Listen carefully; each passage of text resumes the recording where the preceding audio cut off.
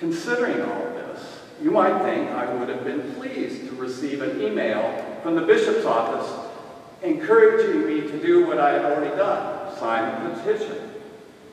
And that I have been even more overjoyed to receive a subsequent email rejoicing that the Ugandan Parliament had defeated the heinous law.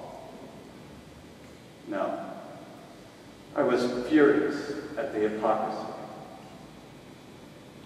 While most of the Anglican community draws the line at murdering gays, lesbians, bisexuals, and transgenders, it still doesn't think they're good enough to hang around with Jesus. Only the American church thinks otherwise.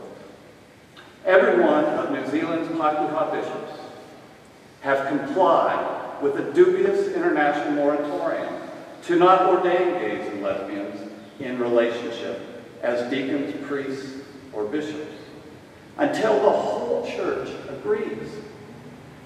Fat chance of that happening in those 46 proudly homophobic Commonwealth nations.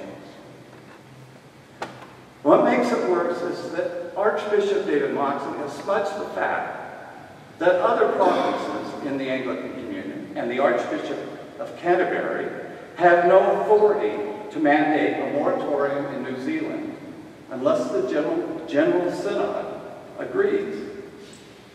It has not. But Archbishop Moxon has urged newly elected bishops, including our own, not to offend churches in the rest of the communion by ordaining gays and lesbians. As a result, most New Zealand bishops will not even let a gay or lesbian candidate begin the discernment process, which takes 3 years before they may be ordained. Our bishops are voluntarily giving up their authority to ordain whomever they feel is called to priesthood, supposedly in the name of church unity. In truth, in Anglicanism, no other bishop or jurisdiction can tell a bishop who or who not to ordain. Nor does church law, what we call the canons, forbid them ordaining gays and lesbians. This conspiracy and deception by the symbols of unity in our church makes us all complicit in the violation of the human rights and dignity of a significant percentage of those with whom we worship. Same sexual orientation disqualifies them from ordination, denies not only their humanity, but gives aid and comfort to those who believe persecuting them is justified. It is a slippery slope from there to justifying murdering them. My anger was not cooled when at our staff meeting this week, Gino, our events manager, announced that after 5 years of waiting, he could not accept the humiliation any longer. He was withdrawing his request to begin the discernment process. He feels alone. The GLBT community doesn't support him. They can't understand why anyone would want to join our homophobic club. The church clearly doesn't support him when the bishop won't even answer his letters. Yes, he could claim to be saved and is now heterosexual, or he could hide his partner back in the closet and claim to be celibate, and maybe then he could go through the process. But that would require being as hypocritical as the church. That is a pretty high bar to get over.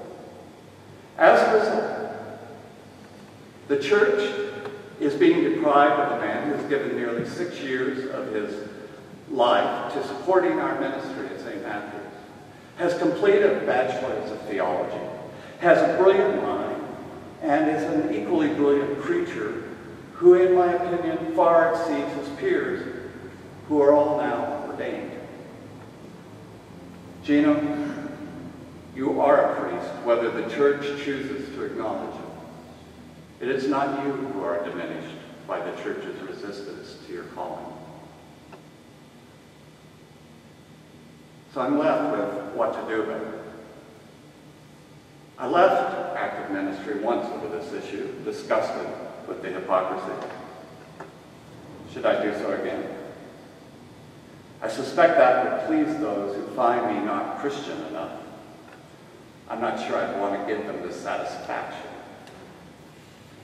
Should I raise a bigger ruckus from within the institution just to annoy them? Yes, but will it do any good? Should I make public our shame? Perhaps. This week, I happened to read something Martin Luther King Jr. wrote in his letter from the Birmingham jail. Shallow understanding from people of goodwill is more frustrating than absolute misunderstanding from people of ill will. Lukewarm acceptance is much more bewildering than outright rejection. I no longer want to be tepid about this.